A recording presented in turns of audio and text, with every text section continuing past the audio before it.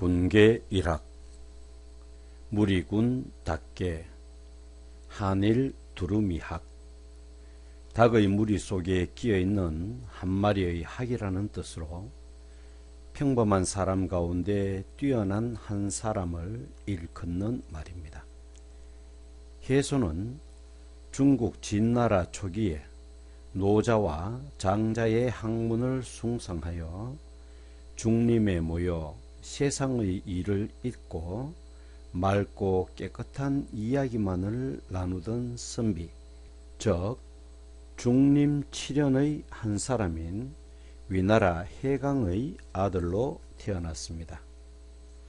해소는 어렸을 때부터 영특하기로 소문이 자자했습니다. 그런 해소가 10살이 되던 해에 그의 아버지 해강이 무고한 죄로 죽임을 당하자 그는 어머니와 함께 숨어서 살았습니다. 그러던 어느 날 역시 중림칠연종의 한 사람인 산도가 무제에게 아뢰었습니다. 전하, 서경에 이르기를 아비의 죄가 아들에게 미쳐서는 아니 되고 아들의 죄 역시 아비에게 미쳐서는 안 된다고 하였습니다. 그러하오니 해강의 아들 해소가 영특함이 매우 뛰어나오니 불러다 벼슬을 시켜 주십시오. 산도의 말을 들은 무제는 해소를 비서승이라는 벼슬에 등용했습니다. 비서승이 된 해소가 낙양에 처음 나타났을 때 어떤 사람이 왕룡에게 말했습니다. 많은 인파 속에서 해소를 처음 보았는데 더 높은 기상이 마치 닭의 무리 속에 우뚝 선 한 마리 학과 같았습니다. 군계 일학이었습니다. 군자 삼락, 임금군 아들자 석삼 즐거울락. 군자의 세 가지 즐거움을 가리키는 것으로 그 세 가지 낙선, 첫째, 부모가 존재하고 형제가 무고하며, 둘째, 하늘과 사람에게 부끄러워할 것이 없는 것이며, 셋째, 천하의 영재를 얻어서 교육하는 일을 말합니다. 맹자께서 말씀하셨습니다. 군자에게 세 가지 즐거움이 있으니 천하의 왕노릇함은 끼어 있지 아니하다고 했습니다. 부모가 함께 살아 있으며 형제에게 사고가 없음이 첫째의 즐거움이고, 우러러 하늘에 부끄러워하지 아니하며 머리 숙여 사람에게 부끄러워하지 아니함이 둘째의 즐거움이요, 천하의 영재를 얻어서 이를 교육함이 셋째의 즐거움이니, 군자에게는 이 세 가지 즐거움이 있다라고 했습니다. 그러나 맹자는 여기서 천하의 왕은 여기에 관여하지 아니한다. 즉 왕이 되는 것보다 이 세 가지가 더 기쁘다는 것이죠. 맹자의 이 말에 대해 주자는 이 세 가지는 사람들이 깊이 원하는 바이기는 하나 반드시 얻음이 가능하지 아니한 것인데도 이제 이미 이를 얻었으면 그 즐거움을 가히 알 수 있다 라고 크게 동의했죠. 군자 삼락. 군자 원포주, 임금군 아들자 멀원 푸주간 포 부엌주.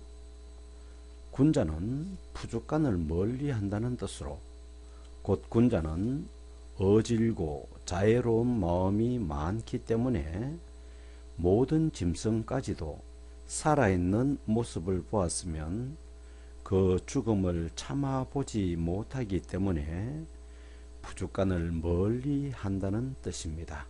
군자 원포주, 부죽간포 부엌주입니다. 맹자가 왕도 정치를 설파하며 다니다가 제나라 선왕을 만났습니다. 선왕이 맹자에게 물었습니다. 덕이 어떠하면 왕노릇을 할 수 있겠습니까? 맹자는 제선왕에게 왕도 정치를 권할 마음으로 대답했습니다. 백성을 능히 사랑하고 보호하면서 왕노릇을 한다면 그 누구도 이를 막을 수 없을 것입니다. 과인과 같은 사람도 백성을 사랑하며 보호할 수 있겠습니까? 물론 가능합니다. 선생께서는 무슨 까닭으로 내가 그렇게 할 수 있다고 생각하십니까? 제선왕이 호기심을 가지고 묻자 맹자가 대답하였습니다. 신이 제나라의 신하인 호홀에게 들은 얘기가 있습니다.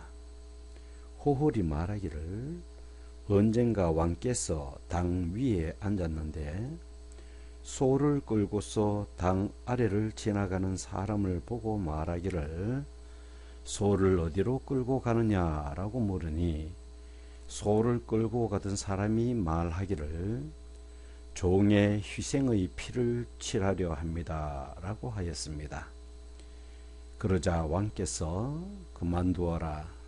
나는 그 소가 죄도 없으면서 부들부들 떨면서 죽으러 가는 것을 참아보지 못하겠다 하였습니다. 그 말을 들은 그 사람이 왕에게 그러면 종의 희생의 피를 칠하는 것을 그만두리까 하고 묻자 왕께서 다시 말씀하시기를 그만둘 수야 있겠느냐 양으로 소를 대신하라고 했다고 들었습니다. 진정 이러한 일이 있었습니까? 그런 일이 있었습니다. 그렇습니다. 왕의 그러한 마음은 왕노릇하기에 넉넉하십니다. 백성들은 왕께서 하신 그 일을 두고 소를 아껴서 하신 것이라 생각하겠지만 신은 진실로 왕께서 그 불쌍한 소를 두고 볼 수 없어서 그랬다고 생각합니다. 그렇습니다. 진실로 그렇게 생각하는 백성들이 있겠지만은 우리 제나라가 비록 좁고 작지만 내가 어찌 한 마리 소를 아깝게 여기겠습니까? 나는 그 소가 부들부들 떨면서 죄도 없이 죽으러 가는 것을 참아 볼 수 없었습니다. 그래서 양으로서 소를 대신하게 하였던 것입니다.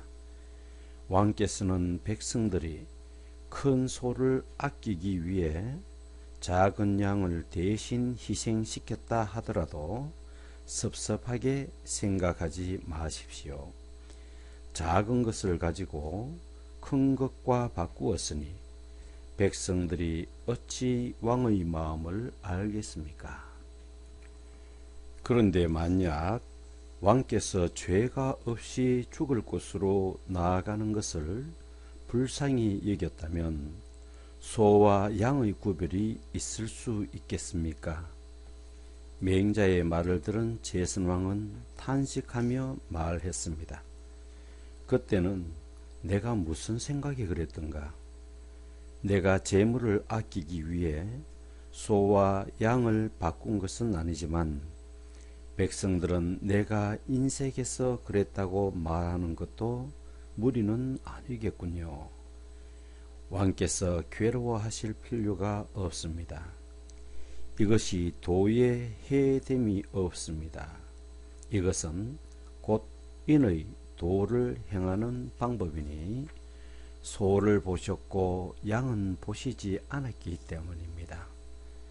군자가 날짐승이나 길짐승의 살아있는 모습을 보면서 그 죽는 모습을 보지 못하며 죽으면서 내는 소리를 들으면 그 고기를 먹지 못하는 법입니다.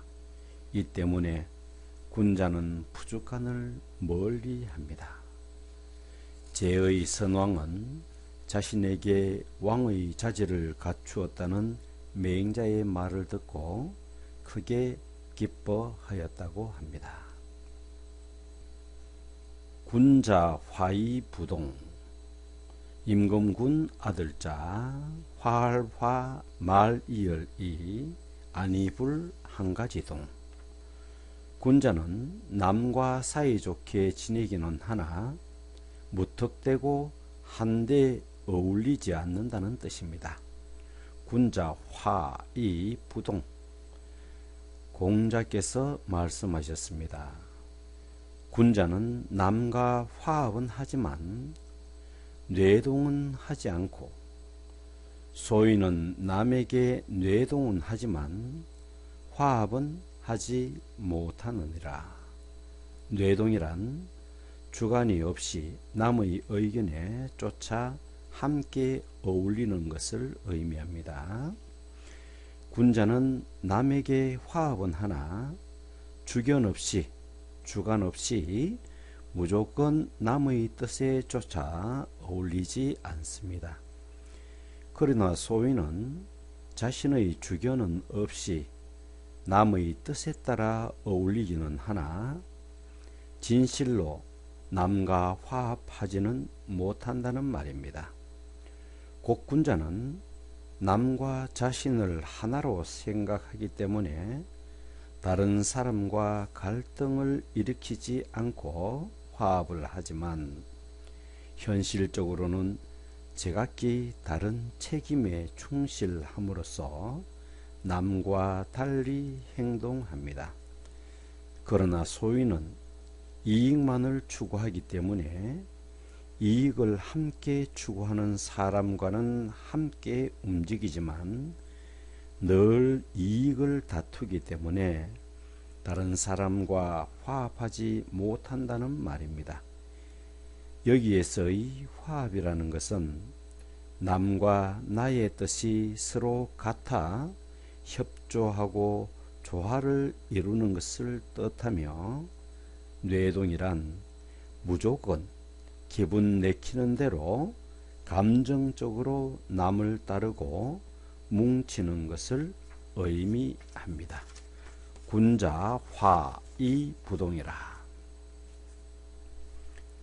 본토 중래 거둘권 흑토 무거울 중 올래.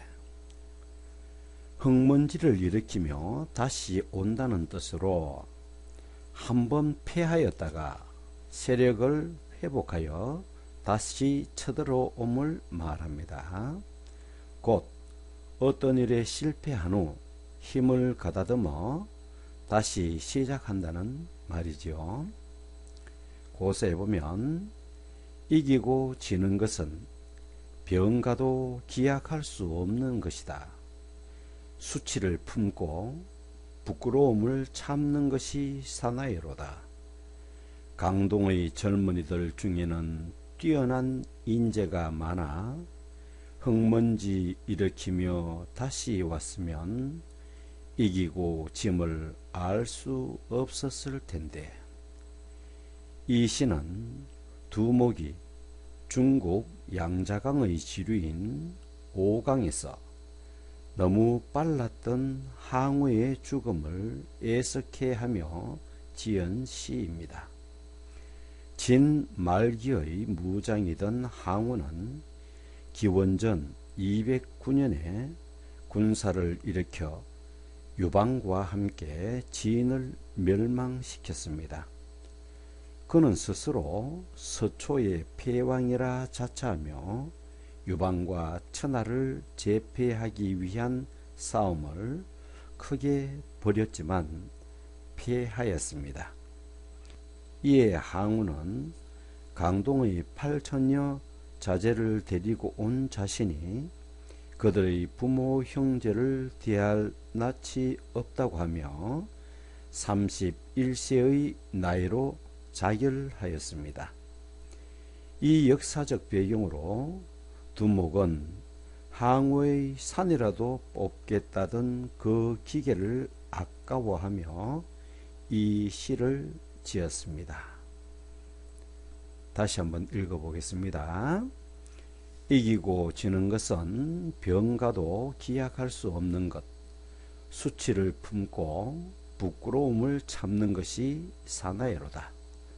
강동의 젊은이들 중에는 뛰어난 인재가 많아 흙먼지 일으키며 다시 왔으면 이기고 짐을 알 수 없었을 텐데 권토 중래였습니다. 극기 복래, 이길 극 몸기, 회복할 복 예도 예. 자신을 이겨 예로 돌아간다는 뜻으로 지나친 욕망을 누르고 예절을 쫓도록 한다는 말입니다. 공자의 가장 우수한 제자인 안년이 어느 날 스승인 공자에게 물었습니다. 선생님, 무엇을 인이라 합니까? 자기를 이겨내어 예로 돌아감이 인이 되는 것이니 하루만이라도 자기를 이겨내어 예로 돌아간다면 천하 사람들이 모두 그 인을 인정할 것이니라. 인을 실천하는 것은 나에게 달린 것이지 남에게 달린 일이겠느냐? 안연이 다시 물었습니다. 그 세부적인 조목을 여쭙겠습니다. 그러자 공자가 대답하였습니다. 예가 아니면 보지 말며, 예가 아니면 듣지 말며, 예가 아니면 말하지 말며, 예가 아니면 움직이지 말지니라. 그러자 안연이 스승에게 머리를 숙이며 말했습니다. 제가 비록 어리석고 둔하나 청컨대 이 말씀을 실천하겠습니다. 안년은 공자의 수많은 제자 중에서 공자가 가장 아낀 수제자였습니다. 이름은 회, 자는 자연으로 덕이 높고 실천력이 강했습니다. 그는 스승인 공자보다 30세나 어렸습니다. 그러나 안연이 나이 31세로 요절하자 공자는 하늘이 나를 버리셨구나, 하늘이 나를 버리셨구나 하며 곡을 하였습니다. 따라온 다른 제자가 선생님께서 너무 애통해 하십니다 라고 말하자 공자는 내가 안연을 위해 애통해 하지 않고 누구를 위해 애통해 하겠느냐 며 안연의 죽음을 슬퍼하였습니다. 이 대목도 안회가 살았을 때 덕행이 높은 수제자의 물음에 스승 역시 차원 높게 인의 본질을 예로 결부시켜 설명하는 장면입니다. 공자의 대답은 예의 본질은 자신을 억제하고 다른 사람의 인격을 존중함에 있는 것으로서 인간이 자기 스스로의 사리 사욕은 물론 모든 말과 행동과 마음의 충동마저 억제하기란 매우 어려운 일입니다. 그러므로 자기 자신을 이기지 않고서는 진정한 예에 도달할 수 없는 것이라는 것을 깨우치고 있습니다. 또 인을 완성하면서도 극기 복례를 완성시킴으로써 이루어지는 것이며 이는 자기 스스로가 이룩해야지 남의 힘으로 되는 것은 아니라는 것입니다. 또 그 실천 방법은 보고 듣고 말하고 행동하는 것이 잠시라도 예에서 벗어나지 말아야 한다는 뜻입니다. 극기 복례. 금상첨화. 비단검 윗상 더할첨 꽃화. 비단 위에 꽃을 더한다는 뜻으로 곧 좋은 일에 또 좋은 일이 더함을 이르는 말입니다. 당송팔대의 한 사람인 왕 안석은 중국 송대의 정치가이자 학자였습니다. 그는 신종 때에 재상이 되어 이른바 신법을 행하여 부국 강병의 정책을 썼으나 실패하여 말년에는 시문에만 전념했습니다. 그의 시 적사를 한번 읊어보도록 하겠습니다. 강물은 남원을 지나 언덕 서쪽으로 기울고 바람에 수정 같은 맑은 빛이 돌고 이슬에는 고운 꽃이 머무네. 문 앞의 버들은 옛사람 된 도령의 집이었고 우물가 오동나무 옛날 총지의 집이네. 좋은 모임에 초대받아 잔 속에 술을 거듭하니 아름다운 노래소리는 비단 위에 꽃을 더하네. 문득 무릉도원의 술과 안주를 즐기는 객이 되니 냇물의 군원에는 붉은 노을 남아 있겠네. 왕안석의 적시 내용에서 금상첨화라는 말이 나옵니다. 금성탕지, 쇠금, 재성, 끓을 탕, 못지. 쇠로 만든 성과 끓는 물로 채워진 연못이란 뜻으로 곧 방비가 아주 견고한 성을 일컫는 말입니다. 중국 최초의 통일 대제국을 세운 진의 시황제가 죽자 진나라는 크게 흔들렸습니다.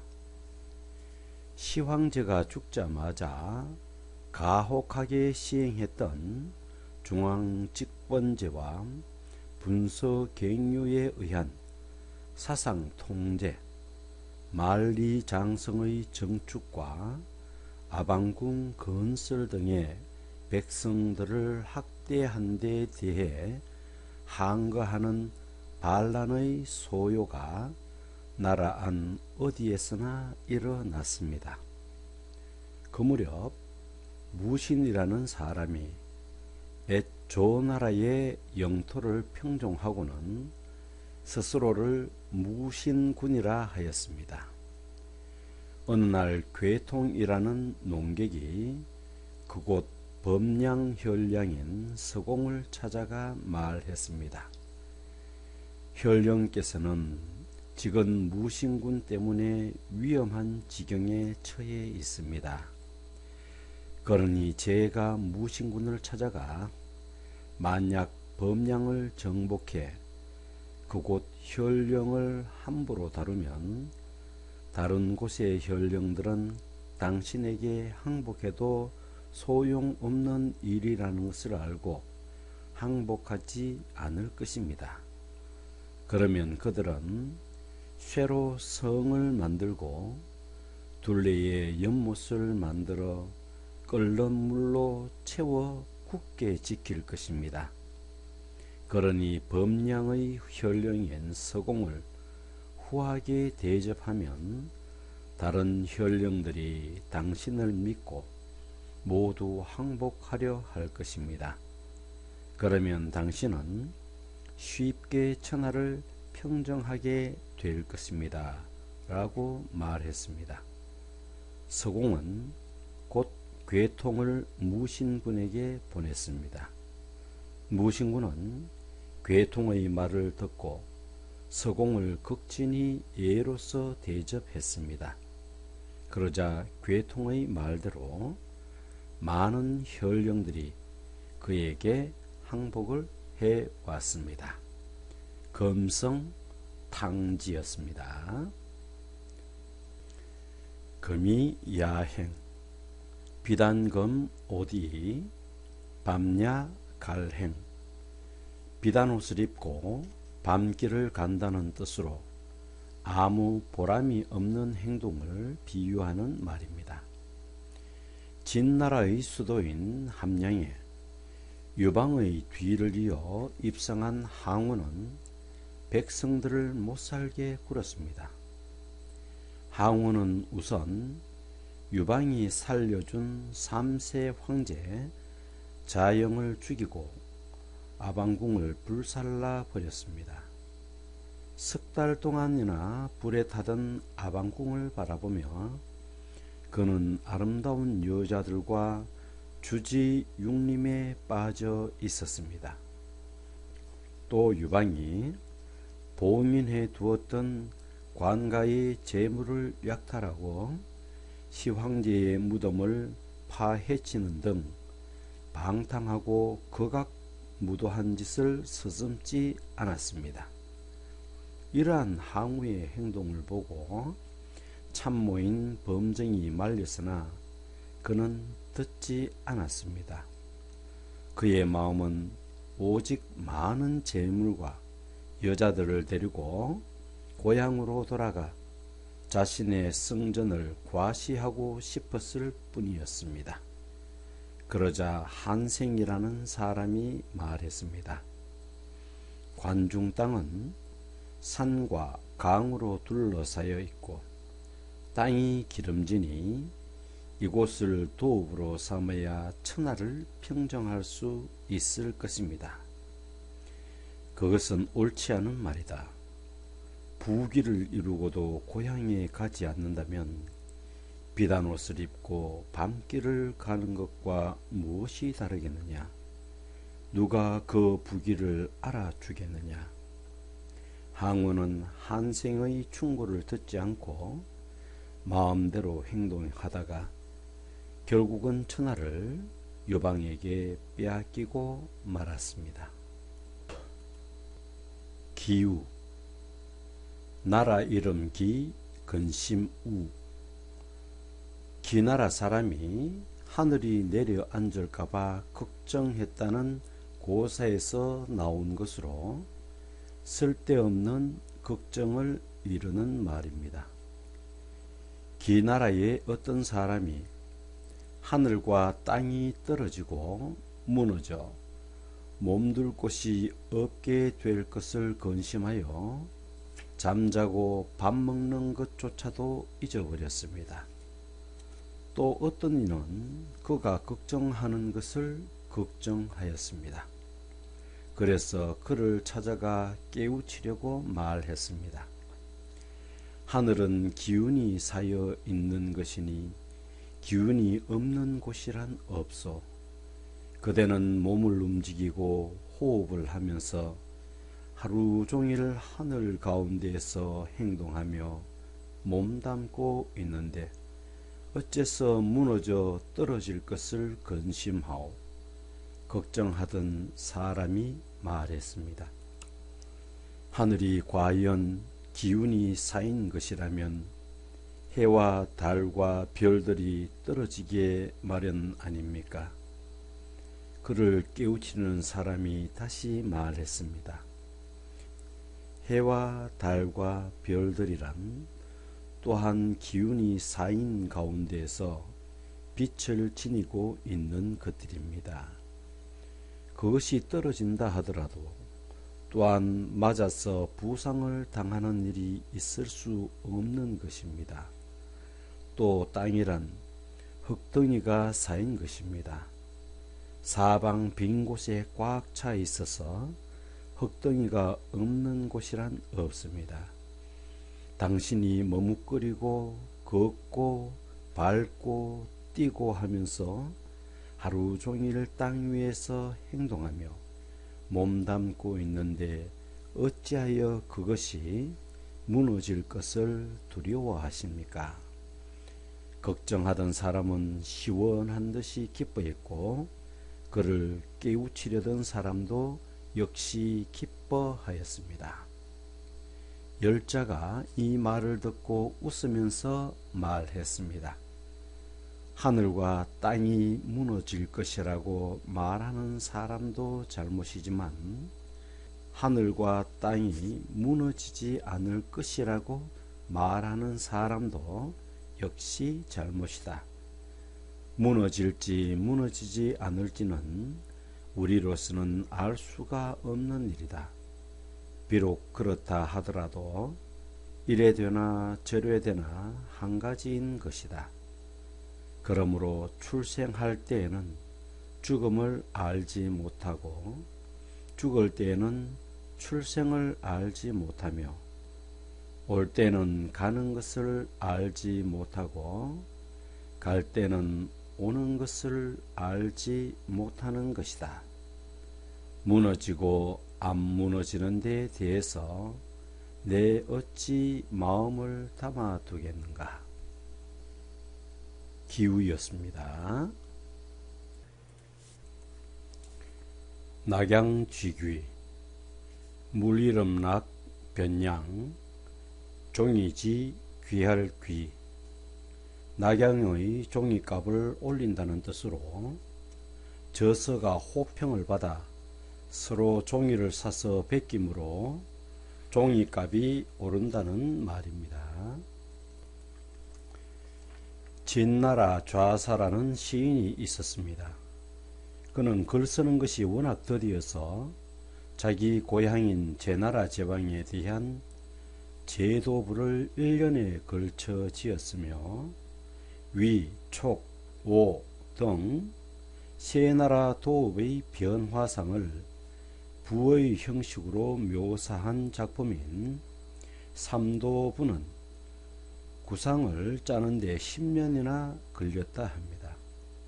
좌사는 삼도부를 짓기 위해 도읍인 낙양으로 이사를 해 바깥 출입을 삼가고 구상에만 힘썼다고 합니다. 그가 이렇게 세 나라의 도읍에 대한 부를 구상하고 있다는 소리를 시부의 명인인 육기가 들었습니다.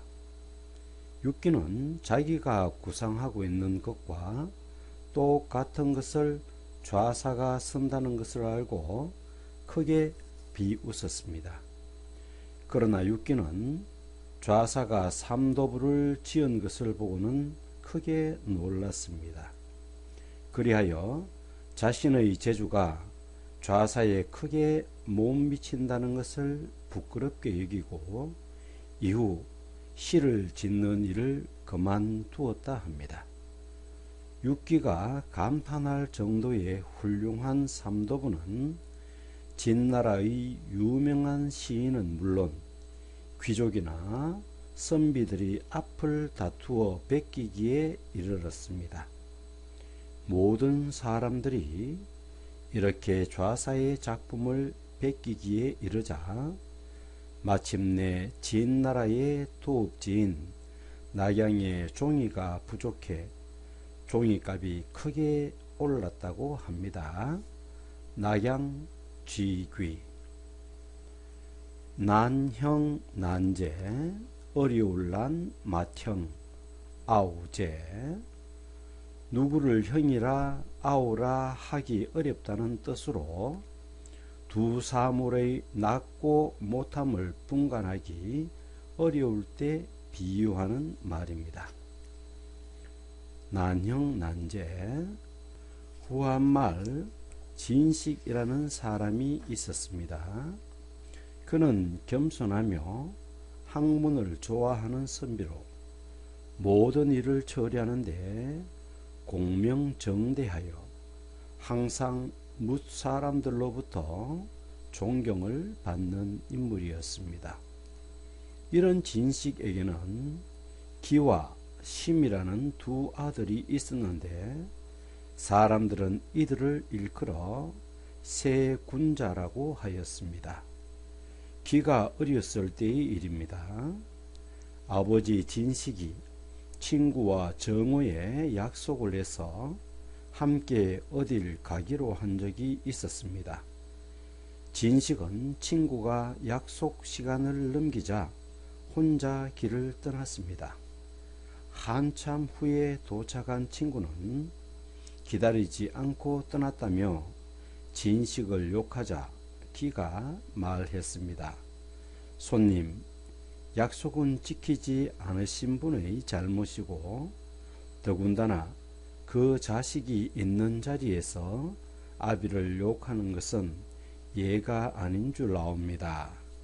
진기의 말을 들은 손님이 부끄러워 얼른 사과를 하려 하자 그는 문을 닫고 안으로 들어가 버렸다 합니다.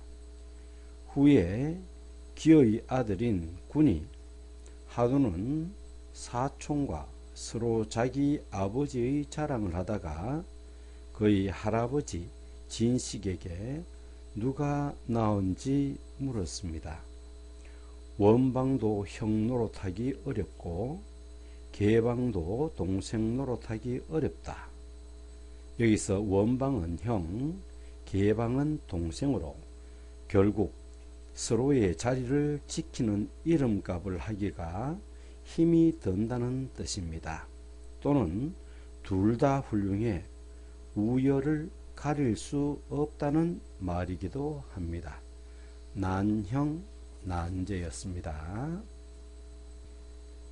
남가 일몽, 남영남 가지가, 한일 꿈몽, 남쪽으로 뻗은 나뭇가지의 꿈이라는 뜻입니다. 중국 당나라 때 순우분이라는 사람이 마당에 있는 큰 회나무 아래에서 친구들과 함께 몹시 취하도록 술을 마신 후 나무에 기댄 채 꼬라 떨어졌습니다. 그때 그의 앞에 관복을 입은 2명의 관리가 나란히 업을 하고서 말했습니다. 저희는 괴안국 왕의 명을 받아 나리를 매시러 왔습니다. 그들이 20분을 마차에 태워 그다란 나무 구멍 속으로 들어가자 그다란 성이 나타났습니다. 그는 그곳에서 부마가 되어 남가군을 20년 동안이나 다스렸습니다. 그러던 어느 날 달라국 군대가 쳐들어와 남가군을 공격했습니다. 이 싸움에서 순우부는 크게 패했으며 얼마 지나지 않아 아내마저 병으로 죽고 말았습니다. 그는 모든 벼슬을 버리고 왕에게로 갔습니다. 그러자 왕은 수도를 옮겨야겠으니 그동안 고향을 다녀오느라 하였습니다. 그때 꿈에서 깬 순우부는 괴안국에서의 모든 것이 꿈이었던 것을 깨달았습니다. 그는 꿈이 하도 이상해 회나무의 밑둥을 파보았습니다. 밑둥에는 커다란 구멍이 있었고 그 밑에는 수많은 개미떼가 있었습니다. 그들은 2마리의 큰 개미를 에워싸고 있었으며 또 남쪽으로 뻗은 나뭇가지에도 개미떼가 있었습니다. 그는 그곳이 남가군이라는 생각이 들어 원상 상태로 해두었지만 그날 밤 비바람에 개미들이 흔적도 없이 사라졌다 합니다. 남가일몽, 남상, 넘칠남, 잔상, 양자강 같은 큰 물도 근원은 겨우 잔을 띄울 만한 작은 물이라는 뜻으로 사물의 처음 시작, 기원 등을 일컫는 말입니다. 남상, 공자의 제자 중에 자로라는 사람이 있었습니다. 십철의 한 사람인 그는 정치 방면에서 뛰어나고 효성이 지극하였으며 성질이 용맹하였습니다. 어느 날 자로는 화려하게 옷을 차려입고 스승인 공자에게 문안을 갔습니다. 그러자 공자는 자로의 화려한 옷을 보고 말했습니다. 유야, 옷이 왜 그다지 화려하냐? 예로부터 양자강과 같이 큰 강도 민산에서 흘러나오는데 그 근원은 겨우 잔을 띄울 정도로 적은 물이란다. 그러나 그 물이 나루터 근처에 오면 물은 불어나고 물살이 세어 배를 띄우지 않으면 건널 수 없고 바람이 불어도 건널 수 없단다. 모든 게 이와 마찬가지란다. 지금 내가 화려한 옷차림을 하고서 기쁜 표정이 얼굴에 가득하나 누가 너의 모습을 보고 진심으로 충고를 할 수 있겠느냐? 스승의 충고를 들은 자로는 황급히 돌아가 옷을 갈아입었다고 합니다. 남상 노마지지 늙을 노자 말마 갈지 지혜지 늙은 말이나 개미와 같은 하찮은 짐승에게도 배울 지혜가 있다는 뜻으로 아무리 재주 없는 사람이라도 자기 나름대로의 재주와 특징을 지니고 있다는 말입니다. 제나라의 관중과 섭봉은 황공을 따라 고죽을 정벌했습니다. 그런데 늦은 봄에 고죽으로 출발을 해 겨울에 돌아오다 보니 그만 도중에서 길을 잃고 말았습니다. 군사들이 우왕좌왕하며 혼란을 일으킬 무렵 관중은 가장 늙은 말의 고삐를 풀어주도록 하였습니다. 그리고 늙은 말의 뒤를 군사들이 따르니 과연 길을 찾을 수가 있었습니다. 또 한 번은 험한 산속을 진군하다가 물을 찾지 못해 군사들이 목말라 하였습니다. 이때 섭붕이 군사에게 명령했습니다. 개미집을 찾아라. 개미는 겨울에는 산의 남쪽에 살고 여름에는 산의 북쪽에 산다. 그 개미집을 찾아 8자 아래로 파내려가면 물이 있을 것이다. 이리하여 그들은 물을 찾아 목을 죽이고 계속 진군할 수 있었다고 합니다. 노마지지 누란지위 포겔루 알란 갈지 위테롤 위 쌓아 올린 쇠알처럼 몹시 아슬아슬한 위기를 뜻하는 말입니다. 누란지위 중국 전국시대 위나라에 범저라는 종횡가가 중대부 벼슬을 하는 수가라는 사람의 말단 수행원으로 제나라에 갈 기회가 생겼습니다. 제나라에 도착한 수가 일행이 머무는 숙소에서는 중대부 수가보다 범저의 인기가 더 높았다고 합니다. 범저의 뛰어난 학식과 말 주변으로 인해 제나라 사람들이 그에게 많은 이야기를 듣고 싶어하자 기분이 상한 수가는 위나라에 돌아온 즉시 위왕에게 범저가 제나라에 첩자 노릇을 한다고 거짓으로 고했습니다. 이에 화가 난 위왕은 범저를 불러 모진 고문을 하고 감옥에 쳐넣었습니다.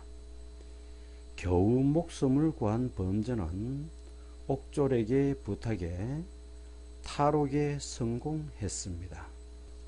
그리고 이름을 장록으로 바꾸고 숨어 지내다가 진나라 사신 왕계에게 부탁해 위나라를 탈출하였습니다. 왕계는 진나라로 돌아가 왕에게 장록을 소개하며 말했습니다.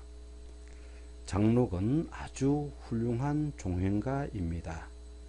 그가 저에게 우리 진나라가 마치 새알을 쌓아놓은 듯이 위험한 지경이라고 충고하였습니다. 즉 누란 지위라고 말하였다는 것이죠. 그를 등용해 쓰면 나라가 편안해질 것입니다. 후에 장록은 왕을 도와 먼 나라와 우호 관계를 맺고 이웃 나라를 공략하는 원교 건공책을 주청해 큰 공을 세웠다고 합니다. 누란 지위였습니다. 닭이 망냥, 마늘 따 갈림길 기, 이를 망 양양. 달아난 양을 찾다가 길이 여러 갈래로 갈려 마침내 양을 잃었다는 뜻으로 학문의 길이 다방면으로 갈려 진리를 얻기 어렵다는 말입니다. 양자의 이웃집에서 양 한 마리를 잃어버렸습니다. 양의 주인이 양자를 찾아와 양을 찾으러 갈 사람을 보내달라고 부탁하였습니다. 양 한 마리 찾는데 왜 그리 많은 사람이 필요합니까? 워낙 산속에 갈림길이 많아서랍니다. 양을 잃은 사람은 양자의 하인들을 데려갔으나 갈림길이 많아서 양을 찾지 못했다고 이야기하며 그냥 돌아왔습니다.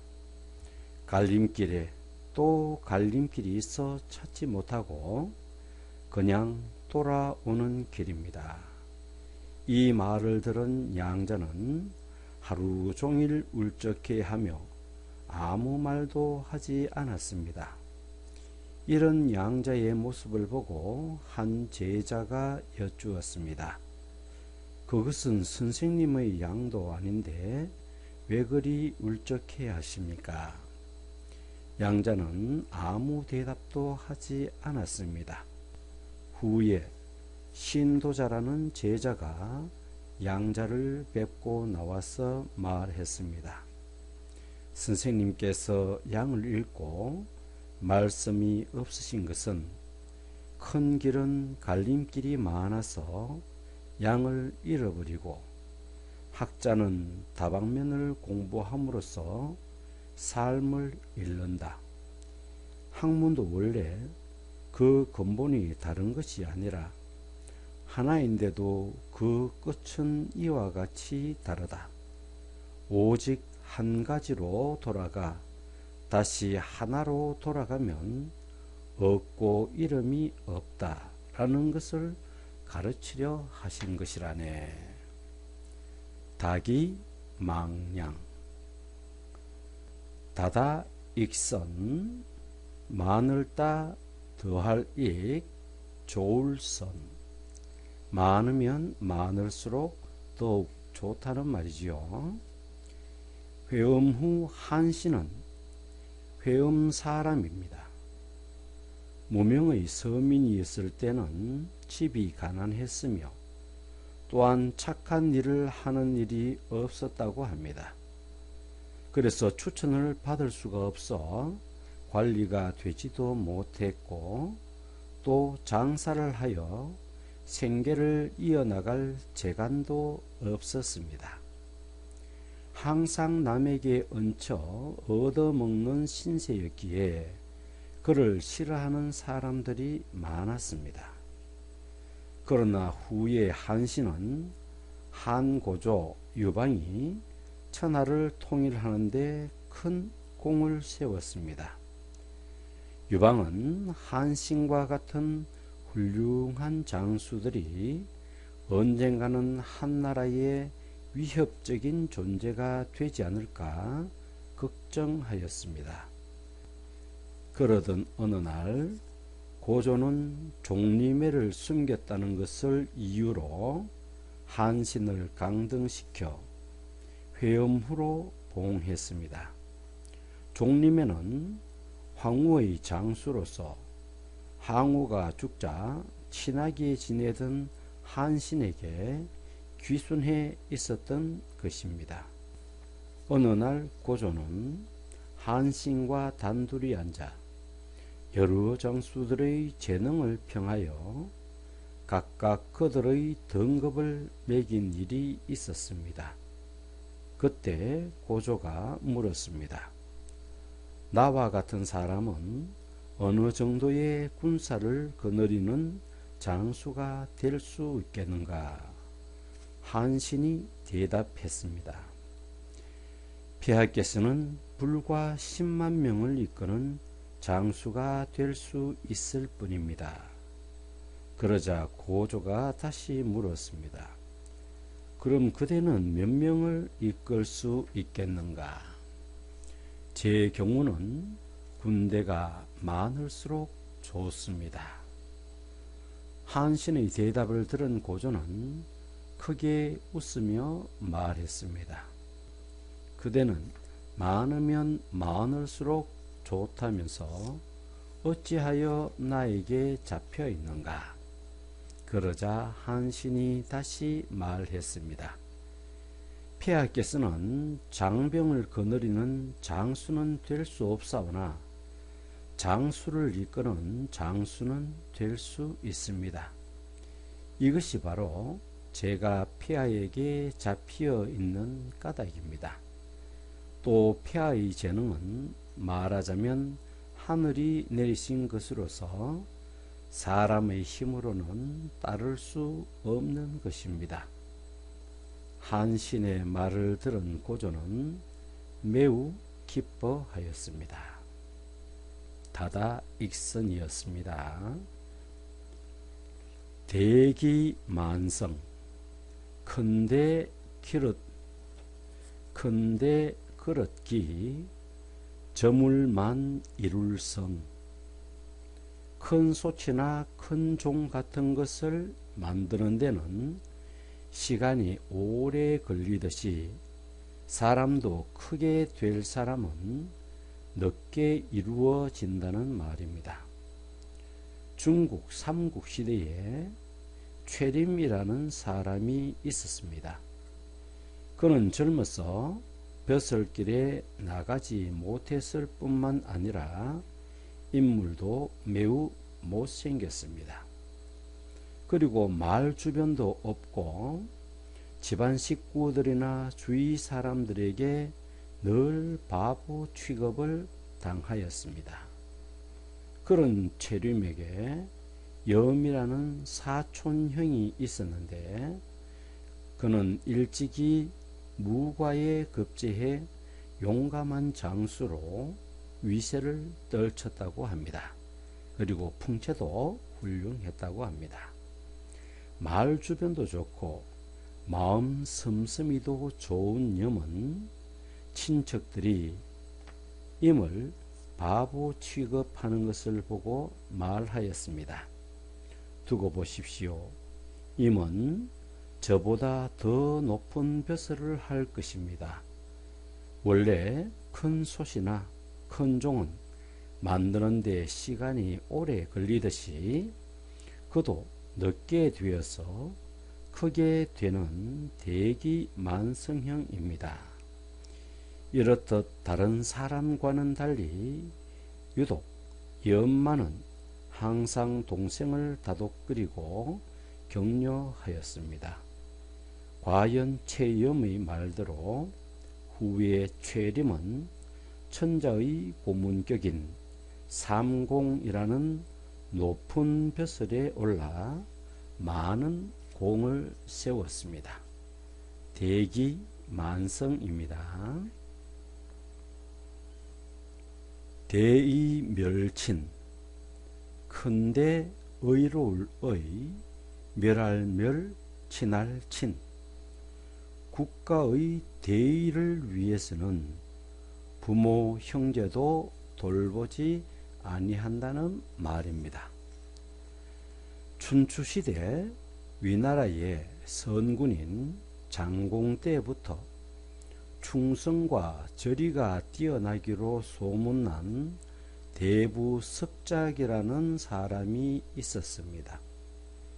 그는 일찍이 공자, 주가 반역을 꾀하려는 마음이 있음을 알고 주와 친하게 지내는 아들 후에게 가까이 하지 말라고 하였으나 듣지 않았다고 합니다.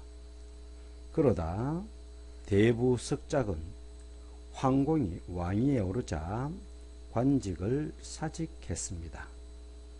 그러자 석작이 우려했던 대로 주는 반역을 일으켜 주군인 황공 완을 죽이고 왕위에 올랐습니다.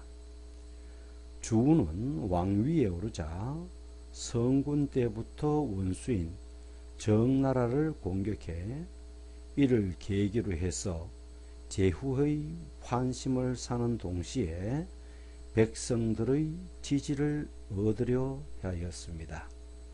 그리하여 송나라에 사신을 보내 말했습니다. 송공께서 정나라를 쳐서 귀하의 재앙을 제거하려 한다면 송공께서 주장이 되시고 우리나라는 군대를 동원하여 진나라, 채나라와 함께 이에 따르겠습니다. 주가 송상공에게 송나라의 재앙이라고 한 것은 송상공 즉위시 공자풍이 정나라로 망명했는데 송나라에서는 정나라가 공자풍을 돌려보내지 않는 데 대해 서운하게 생각했던 것입니다. 주의 연락을 받은 송나라는 즉각 이를 승낙했습니다. 이리하여 송, 위, 진, 채 네 나라는 연합군을 조직하여 정나라를 쳤으며 그 서울에 동문을 포위한 지 닷새 만에 물러났습니다. 이것은 약간의 성과가 있었으나 백성들의 신임을 얻기에는 역부족이었습니다. 하는 수 없이 주는 대부석작의 아들이며 자기와 사이좋게 지내는 석푸를 시켜 임금의 지위를 굳히는 길을 물어오게 했습니다.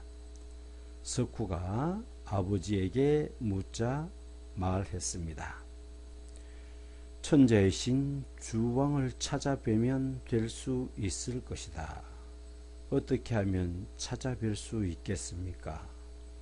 진의 황공이 주왕의 총애를 받고 있다.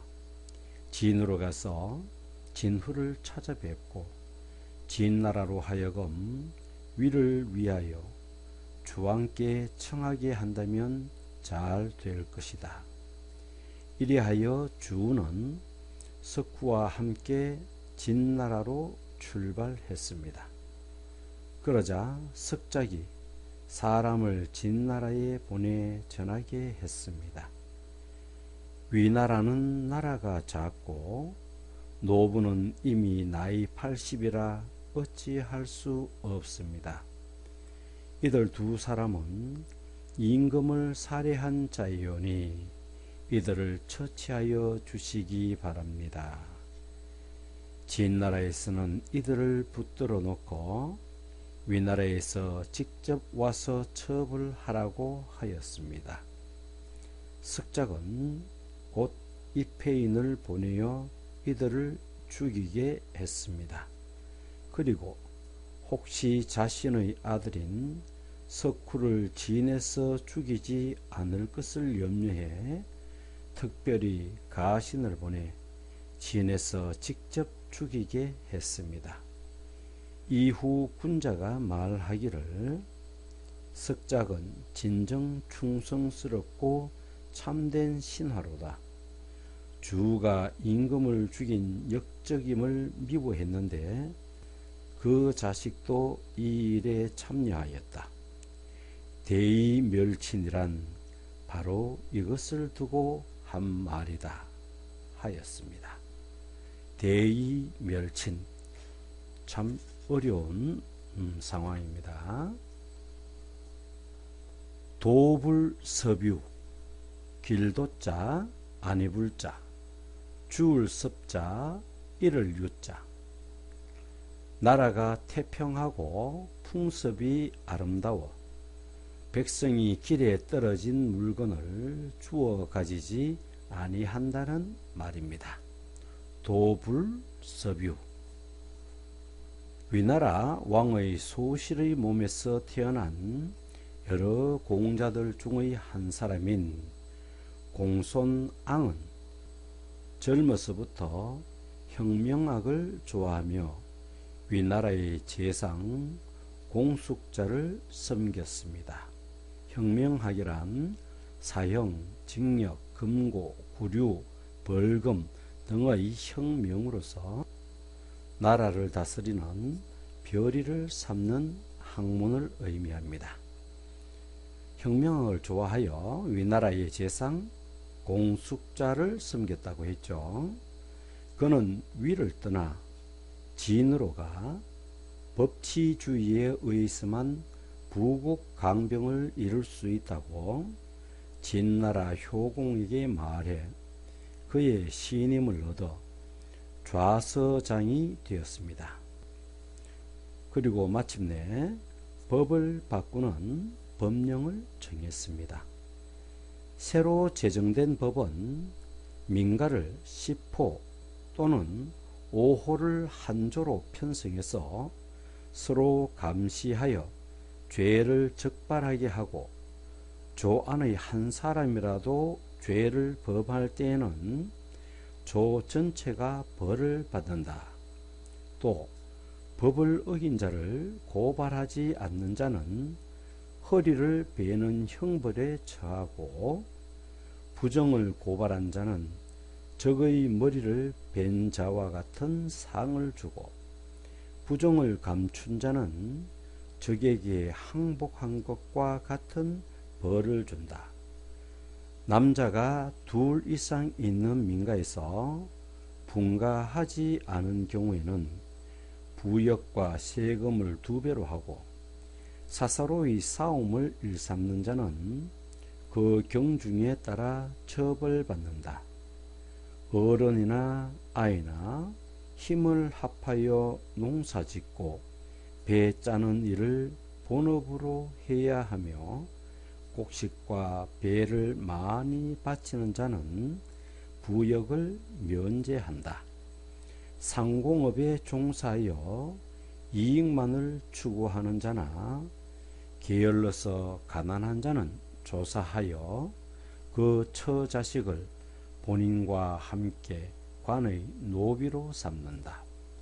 공로가 있는 자는 호화로운 생활을 해도 좋지만 공로가 없는 자는 부유하더라도 화려한 생활을 허락하지 않는 것.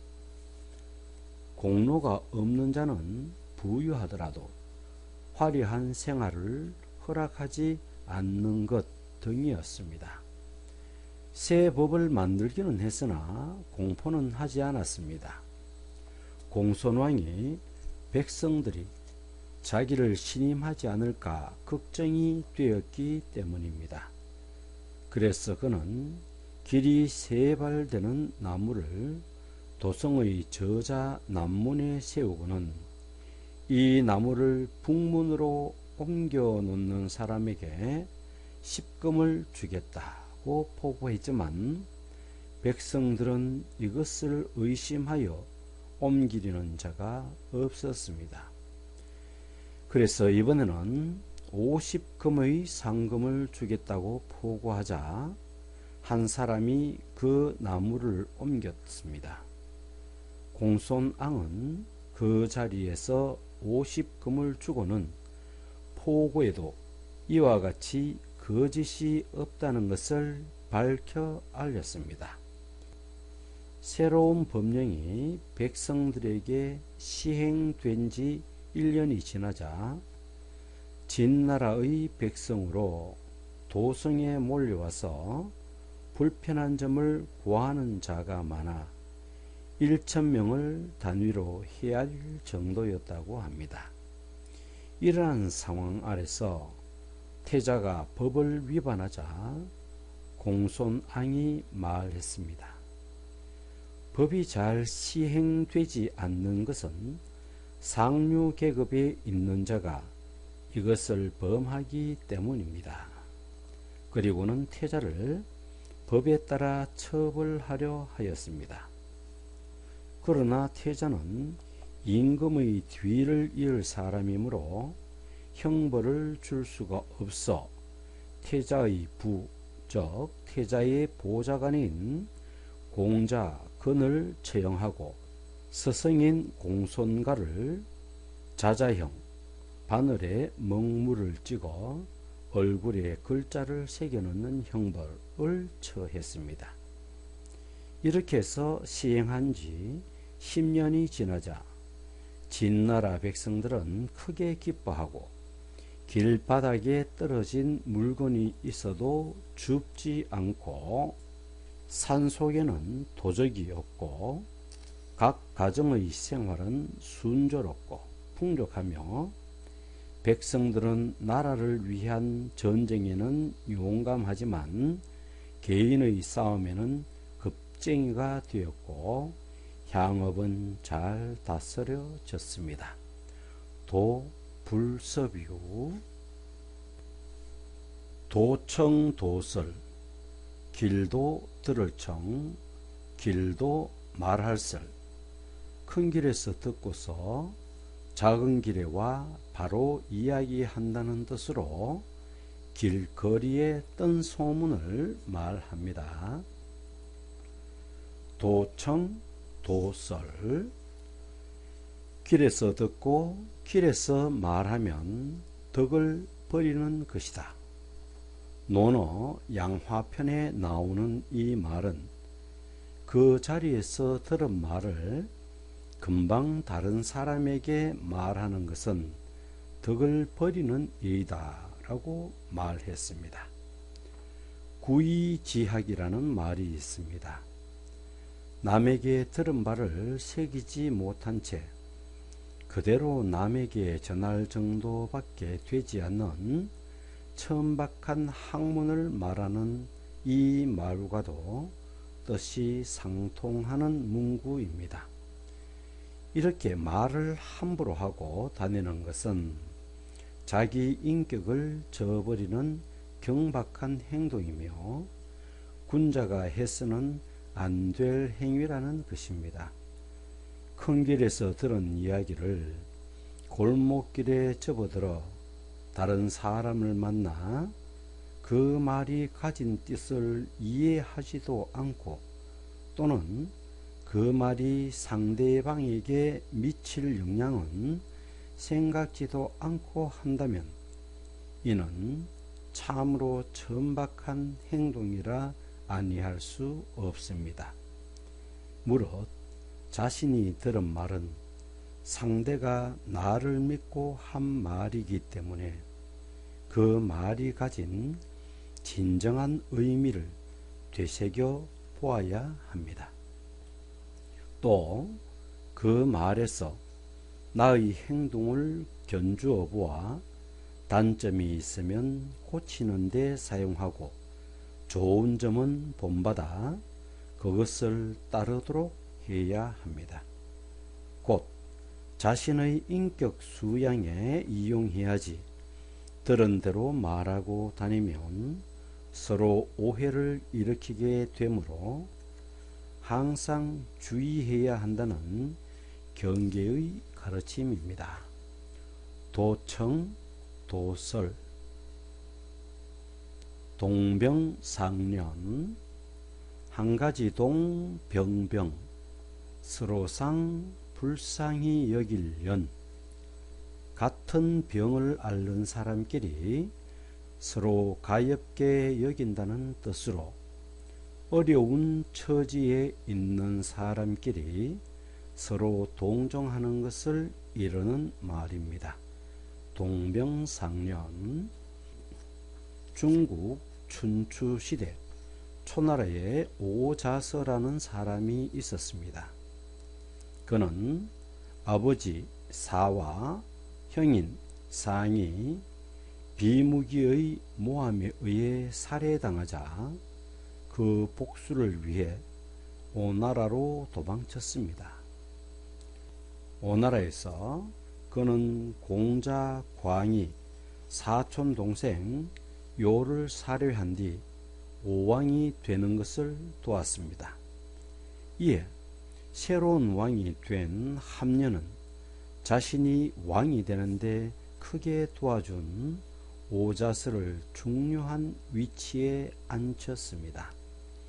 그러던 어느 날 역시 초나라에서 비무기의 모함에 걸려 아버지를 잃은 백비라는 사람이 오나라로 피신해 왔습니다. 오자서는 그를 반갑게 맞이하고 벼슬을 줄 것을 오왕 함녀에게 부탁했습니다. 그러나 많은 사람들이 오자서가 초나라에서 도망온 백비를 감사하는 것을 보고 의아해 했습니다. 내가 백비를 돕는 데는 별 뜻이 없소. 다만 옛노래에도 있듯이 같은 병을 앓는 사람끼리 서로 불쌍히 여기고 같은 걱정거리를 갖고 있는 사람끼리 서로 돕는다라고 하지 않았습니까? 그 후 오자서와 백비는 오왕 함녀를 도와 초나라를 공격해 크게 이겨 각자의 원수를 갚았습니다. 동병상련이었습니다. 동호지필. 감동할 동자 여우호, 갈지 부필. 동호의 붓이라는 뜻으로 사실을 숨기지 아니하고 있는 대로 적는 것을 이르는 말입니다. 동호지필. 동호는 중국 춘추시대 진나라 사관이었습니다. 당시 영공은 백성들에게 가혹하게 세금을 징수하여 사치스런 생활을 하는 등 폭정을 일삼았습니다. 어느 날 영공은 요리사가 곰 발바닥 요리를 잘못했다 하여 그를 죽이고 그 시체를 바구니에 넣어 조정 안을 끌고 다니게 했습니다. 이 광경을 본 조순이 영공에게 간했습니다. 그러자 영공은 자신이 하는 일을 사사건건 간섭하는 조순을 죽이려 했으나 번번이 실패하였습니다. 조순도 자신이 영공의 손에서 벗어나기 어렵다는 것을 깨닫고 다른 나라로 도망을 쳤습니다. 조순이 국경에 다다랐을 때 조천이 폭군 영공을 시해했다는 소식을 듣고 그는 다시 도읍으로 돌아왔습니다. 그때 사관 동호가 재상 조순이 군주를 시해하다라고 기록하였습니다. 이 기록을 본 조순이 크게 화를 내며 항의하자 동호가 말했습니다. 물론 대감께서 직접 시해하지는 않았지만 당시 대감은 분명히 국경을 넘지 않아 국내에 있었습니다. 또 돌아왔어도 그 범인을 처벌하려 하지 않았으니 이 책임은 분명히 대감에게 있는 것입니다. 동호의 말을 들은 조수는 모든 게 이치에 맞는 것 같아 그대로 승복했습니다. 이와 같이 동호는 권세를 두려워하지 않아 모든 것을 곧게 기록할 수 있었으며 조순 역시 법을 지키기 위해 모든 일을 순순히 받아들인 훌륭한 대부였습니다. 동호 지필 등고자비 오를 등 높을 고 스스로 자 낮을 비 높은 곳에 올라가려면 낮은 곳에서부터 올라야 한다는 뜻으로 일을 하는 데는 반드시 차례를 밟아야 한다는 뜻입니다. 군자의 도는 비유컨대 멀리 감도 반드시 가까이서부터 시작해야 함과 같으며 비유컨대 높이 오름도 반드시 낮은 데서부터 시작해야 함을 이루는 것입니다. 시경에 이르기를 처자를 잘 화합하여 비파와 금은고 타는 듯하며 형제들 위에 화목하여 활락하며 또 즐거워하네. 그대의 집안을 화친케 하고 그대의 처자를 즐겁게 하리라 하였거늘 공자께서 말씀하셨다. 그 부모들 참 안락하시겠구나. 이 대목에서 중용의 도는 반드시 일상생활의 가까운 데서부터 지켜나가야 함을 밝히고 있습니다. 또 낮은 곳에서부터 시작하지 않으면 정상에는 오를 수 없습니다. 자사는 시경 소아상체편에서 형제간의 우애를 노래한 시를 인용해 중용의 도를 실천함에 있어서도 집에서부터 시작해야 된다는 것을 강조하였습니다. 먼저 집에서부터 라는 것은 유교 사상과 도덕의 근본인 것입니다. 그래서 공자께서도 가정을 다스리는 것이 치국 평천하의 근본이며 부모에게 효도함이 모든 일의 근본이라 하신 것입니다. 등고 자비였습니다. 마이 동풍 말마 귀이 동력동 바람풍 말의 귓전을 스치는 동풍이라는 뜻으로 남의 비평이나 의견을 조금도 귀담아 듣지 아니하고 곧 흘려버림을 이루는 말입니다. 마이 동풍 당나라 때의 시인인 이백은 도량이 크며 작은 일에도 거리낌 없는 천성으로 술을 좋아해 흥이 나면 곧 시를 쓸 수 있는 천재 시인이었습니다. 답왕심이 한야 독작 유희는 이백에게 왕십이라는 인물이 지어보낸 한야 독작 유회 추운 겨울밤 홀로 술을 마시며 감회에 젖어라는 시에 대한 답시입니다. 왕십이가 이백에게 자신의 불우한 처지를 한탄한 시를 보내자 그는 휘영청 달이 밝은 겨울밤에 혼자 술을 마시고 있을 왕십이를 생각하며 시를 써 보냈던 것입니다. 이 시에서 이백은 자신과 왕십이는 당시 나라 안에서 유행하던 싸움닭을 기르는 재주가 없어 임금의 사랑을 받을 수 없고, 칼을 차고 오랑캐의 소굴을 공격해 국난을 극복한 공로로 높은 벼슬을 할 능력도 없다며 왕시비를 달래고 있습니다. 오직 자신과 왕시비는 볕이 들지 않는 창가에 앉아서 시나 짓는 일밖에 할 수 없다며 명예와 이익만을 쫓는 세태를 역설적으로 한탄했습니다. 이 시의 마지막 연에서 이렇게 노래했습니다. 세상 사람들이 이 말을 들으면 머리를 저을 걸세. 동풍이 말의 귓전을 스치는 것처럼.